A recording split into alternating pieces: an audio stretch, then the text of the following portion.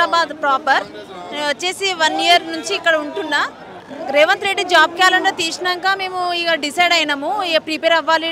Job calendar అంటే time to time ఉంటుంది కదా, అలా అనేసి మేము ఇక మా పేరెంట్స్ మేము నలుగురము, అక్క వాళ్ళు మ్యారీడ్, ఇక మా డాడీ మ్యారేజ్ చేద్దామనేసి ప్లాన్లో ఉంటేను నేను పోరాడించి గొడవపడి చదువుకుంటా డాడీ అనేసి గొడవపడేసి వచ్చిన హైదరాబాద్కి.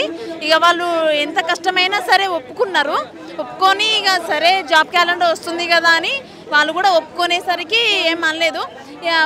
సంవత్సరం అవుతుంది, ఇక వాళ్ళు కూడా కొంచెం డబ్బుల పరంగా హాస్టల్ ఫీజు రూమ్ ఫీజు ఏమో ఇబ్బంది అవుతుంది అనేసి రమ్మంటున్నారు ఇంటికి. మాకేమో ఈ జాబ్ క్యాలెండర్ రిలీజ్ చేద్దామనేసి ఇంకా ఇప్పుడు దాకా జాబ్ ఏం రిలీజ్ చేయలేదు. ఇంతమంది నిరుద్యోగులు రోడ్డు మీద రావడానికి కారణం జాబ్ క్యాలెండర్ ఇస్తామనే కదా, లేదంటే మాకేం ఇబ్బంది, లేదంటే మాదేందో మేము ఏదో ప్రైవేట్గా జాబ్ చేసుకొని ఏదో మా బతికేందో మేము తీసుకునేటోళ్ళం కదా, చేసుకునేటోళ్ళం. మా ప్రైవేట్ జాబ్ ఏదో చూసుకునేటోళ్ళము. ఏదో జాబ్ క్యాలెండర్ ఇచ్చినాక రూల్స్ పాటించాలి కదా, ఏం ఇవ్వలేదు ఇప్పటి వరకు. మేము కేసీఆర్ ఈ మొత్తం ఇట్లా చేసిండని మళ్ళీ రేవంత్ రెడ్డి నమ్మకంతోనే కదా ఇంత ఓటేసింది.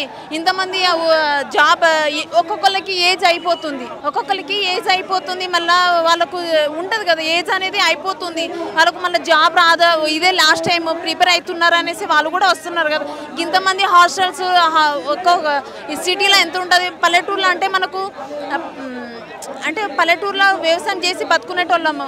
ఇప్పుడు ఇక్కడ వచ్చి నెలకు 5,000 హాస్టల్ ఫీజు కట్టేంత మాకు స్తోమత లేదు ఇంటికి వచ్చి అని వాళ్ళు అంటున్నారు. మాకేమో చదవాలని జాబ్ కొట్టాలని మాకు, వాళ్ళేమో డబ్బులు లేదని ఇంటికి వచ్చేసేయని వాళ్ళు అంటున్నారు. ఇప్పుడు మా చేతులు ఏం లేదు కదా, వాళ్ళు చెప్పింది మేము వినాలి కదా, పేరెంట్స్ మాట మేము వినాల్సిందే కదా, మా చేతులు ఏం లేదు. ఇప్పుడు వాళ్ళు పెళ్లి చేద్దామంటే చేసుకోవాల్సిందే కదా. ఇప్పుడు మాదేముంది, కొంచెం జాబ్ చేయాలి అనే మా తప్పన మాకుంది. రేవంత్ రెడ్డి ఇలా చేస్తే మేము మా బతికేందు మాకే తెలుస్తలేదు. అసలు రోడ్ మీద రావాల్సిన పరిస్థితి మాకేం అవసరం చెప్పండి.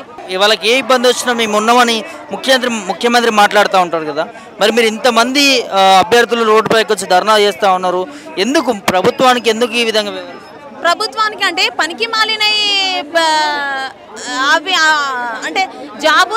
ఒకవేళ గృహప్రవేశం వచ్చింది, అదే అంతా మాకు జాబ్ ఉన్నది అనుకో మేము ఇల్లు కట్టించుకుంటాం కదా, ఒక్కొక్కరు జాబ్ ఉన్నదనుకో మేము ఇల్లు కట్టించుకుంటాం కదా.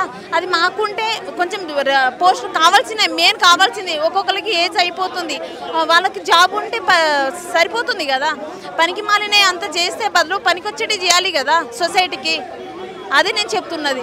రావాలనుకున్నారు, కాంగ్రెస్ రావాలన్నారు, మరి వచ్చిన మార్పు కాంగ్రెస్ ఎలా ఉందంటే మేము ఏం చేయలేము. మీ అందరికి కనిపిస్తుంది కదా ఈ సొసైటీ ఎట్లా ఉంది, అందరికీ రేవంత్ రెడ్డి ఏం చేస్తున్నాడు.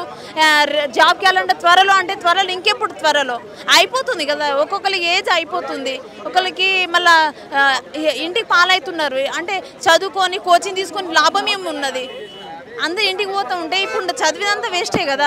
అంత మళ్ళీ ఫస్ట్ దగ్గరనే వస్తుంది, మళ్ళీ డబ్బులు పెట్టి మళ్ళీ రావాల్సిన అవసరం. మళ్ళీ 1 మంత్లోనే మళ్ళీ ఎగ్జామ్స్ అని చెప్పేస్తారు, మేము ఎట్లా రాయాలి.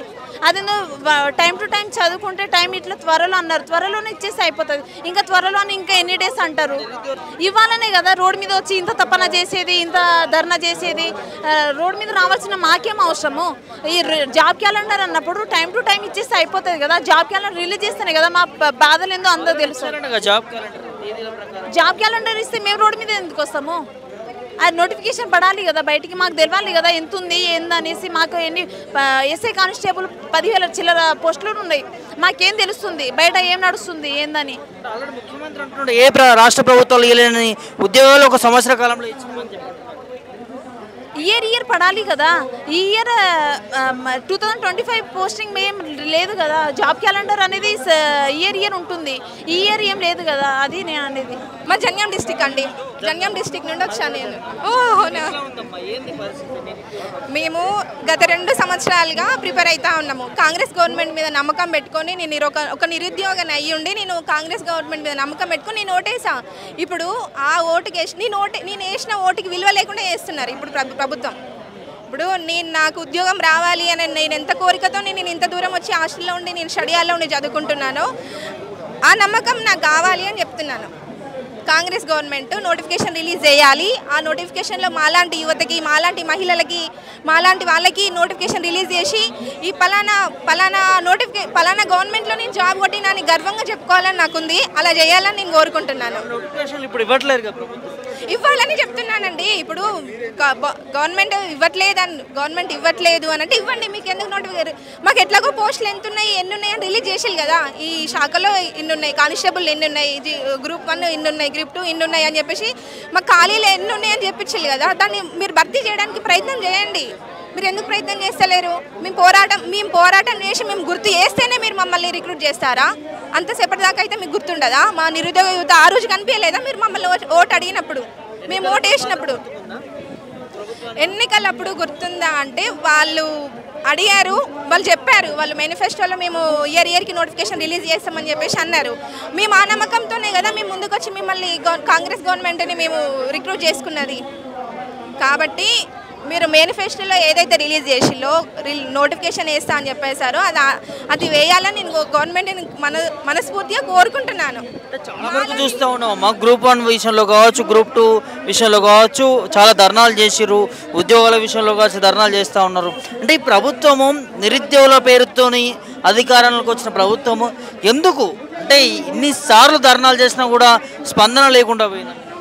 స్పందన లేకుండా పోయిందంటే మరి మమ్మల్ని పట్టించుకోవట్లేదు. స్పందన ఎందుకు లేకుండా పోయిందంటే ఓటు అడిగినప్పుడు మాత్రం మమ్మల్ని పట్టించుకున్నారు, ఇప్పుడు మాత్రం మమ్మల్ని పట్టించుకోవట్లేదు. కానీ మేము గుర్తు చేయాల్సి వస్తుంది. మేమంటూ ఈ తెలంగాణలో నిరుద్యోగ యువత అంటూ ఉన్నది.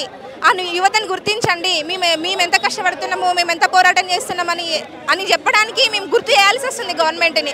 ఆ గుర్తు చేయడం కోసమే ఇలాంటి వేదికను ఏర్పాటు చేయాల్సి వస్తుంది. నేను 2 ఇయర్స్ నుండి ప్రిపేర్ అవుతున్నాను. 2 ఇయర్స్ నుండి దేనికి రాశానండి. గ్రూప్ 4 రాశాను. ఎస్ఐ కానిస్టేబుల్కి ప్రిపేర్ అవుతున్నా ప్రజెంట్. అప్పుడు గ్రూప్ 4కి రాసా, ఆ నోటిఫికేషన్లో రాలేదు. ఇప్పుడు నేను 2 ఇయర్స్ నుండి ప్రిపేర్ అవుతున్నా కాబట్టి ఈ కాంగ్రెస్ గవర్నమెంట్ మీద నా నమ్మకం ఉంది, కంపల్సరీ నోటిఫికేషన్ రిలీజ్ చేస్తుంది అని. ఆ నమ్మకంతో నేను ఇంత దూరం వచ్చా. ఆ నమ్మకంతో నేను గవర్నమెంట్ని అడుగుతున్నాను కూడా.